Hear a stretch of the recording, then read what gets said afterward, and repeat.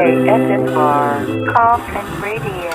Welcome to another exciting episode of Koffin Radio. I am Heartthrob Rob, and today we are talking about a brand new episode of Dark Side of the Ring, Season 3, Episode 6, In the Shadow of Grizzly Smith. Bro, you know, a lot of these episodes I try and keep upbeat and like, yeah, that was a cool part of wrestling. No.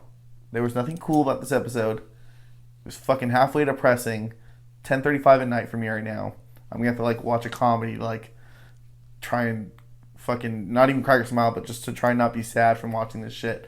You know, Grizzly Smith, 4 kids of his became wrestlers. Grizzly Smith wrestled in the late 50s, early 60s, and he had, you know, obviously his most well-known son is Jake the Snake. He also had Sam Houston, an 80s wrestler, Rockin' Robin, an 80s wrestler. I said 4, but sorry, I guess I meant 3. 3. But it's just super depressing because, you know, first off, he kept kayfabe alive as fuck. If somebody injured his neck, he was wearing a neck brace at home and was sold things like he was still getting hurt and told his kids he was freaked out that these guys were chasing him, all sorts of crazy shit. But obviously worse than that, Grizzly Smith was a pedophile. Grizzly Smith, you know, kind of kept his kids at war with each other a little bit.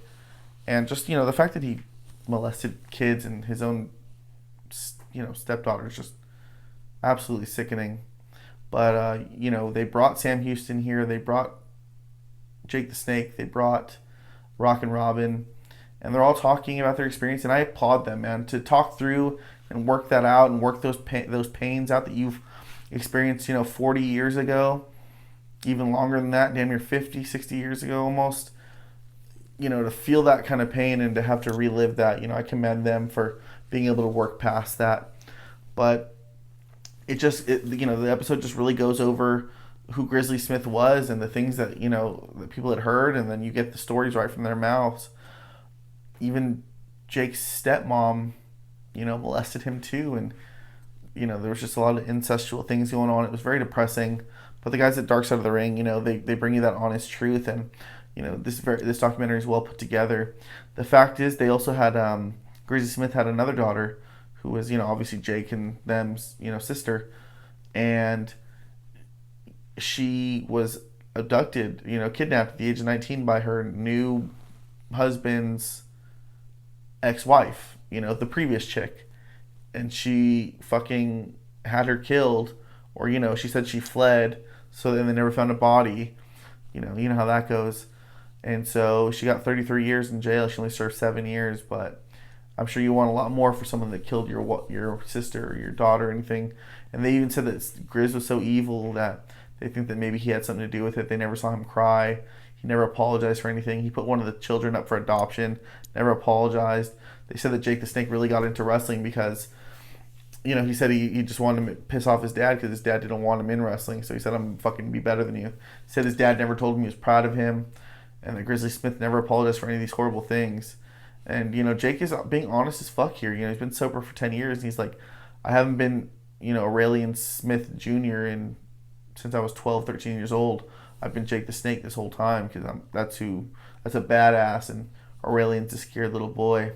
So for him to really fucking just bare his soul and be honest here is just really tough stuff. A really good episode of Dark Side of the Ring, The Shadow of Grizzly Smith. Sam Houston, who had freaking over 30 DUIs before he finally went to prison because Grizz was able to get him out. Tried to commit suicide, didn't work, and, you know, he's trying to turn his life around. He looks like he's, you know, getting there.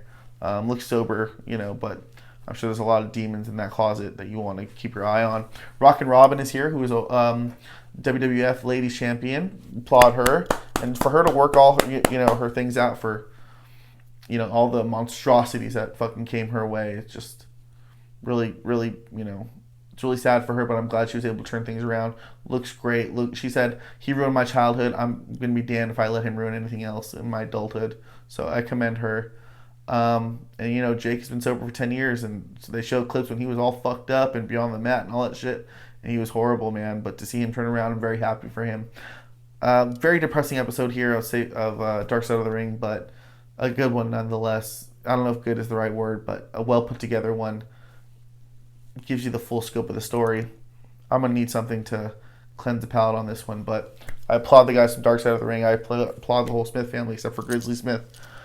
And that's it, man. Let me know what you guys think. We'll talk about it in the comments. What did you think of this episode? Too tough? How do you feel about Jake now? I never even had seen Rockin' Robin in real life like that. I'd never seen Sam Houston. I saw him on WrestleMania, I think. The first one or the second one. But I don't know. But it's good to see them now doing well. So I'm happy. Let me know what you guys think, man. We'll talk about it in the comments. Make sure you like and subscribe. And if you like what you're watching, then hop in the Koffin. Follow us on social media at Koffin Radio. Hard to beat, upbeat.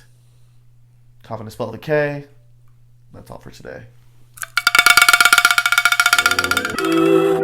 ASMR Koffin Radio.